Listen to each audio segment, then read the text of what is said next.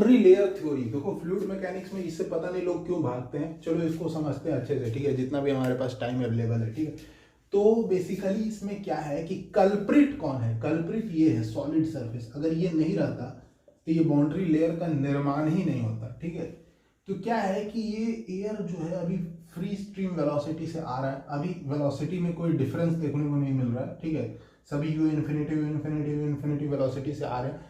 जैसे ही ये पार्टिकल जो है फ्लूइड का इस सॉलिड सरफेस को टकराएगा तो नो स्लिप कंडीशन की वजह से पहला जो फ्लूइड पार्टिकल होगा उसका मोमेंटम जीरो हो जाएगा, ठीक है।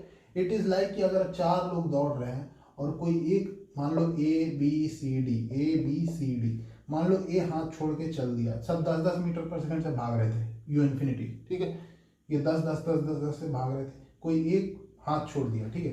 तो सबसे ज्यादा मोमेंटम में फर्क किसको पड़ेगा, बी वाले को, क्योंकि ये इसके साथ डायरेक्ट हाथ पकड़े हुए था, ठीक है। तो सबसे ज्यादा ड्रास्टिक मोमेंटम में ड्रॉप किसका आएगा, बी का आएगा, फिर सी का आएगा, और सबसे कम आएगा डी का, क्योंकि डी सबसे दूर था, ठीक है। तो कुछ ऐसा ही यहाँ पे भी होता है, जो सबसे प्लेट के नियर वाला जो पार्टिकल उसका मोमेंटम तो जीरो ही हो गया, ठीक है, नो स्लिप कंडीशन की वजह से। फिर जैसे जैसे ऊपर जा रहे हैं इसका इफेक्ट कम होते जा रहा है, कम होते जा रहा है, कम होते जा रहा है, कम होते जा रहा है, और यहाँ पर जहाँ पे वेलोसिटी 99% अचीव हो गया, इसी को कहते हैं बाउंड्री लेयर थिकनेस, ठीक है।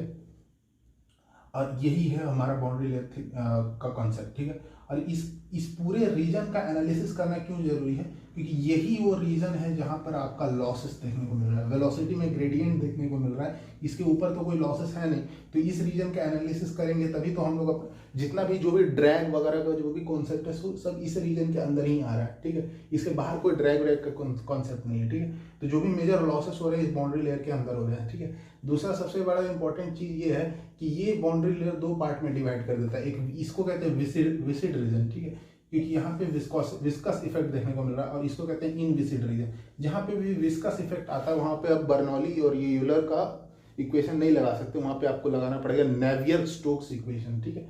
तो this was basic about boundary layer theory, और ये आपको हर जगह देखने को मिल जाएगा। एयरक्राफ्ट, कोई भी चीज़ जो फ्लूइड में या एयर में मूव कर रहा है, आपका कार हो या हर चीज़ में ये देखने को मिल जाएगा, ठीक है।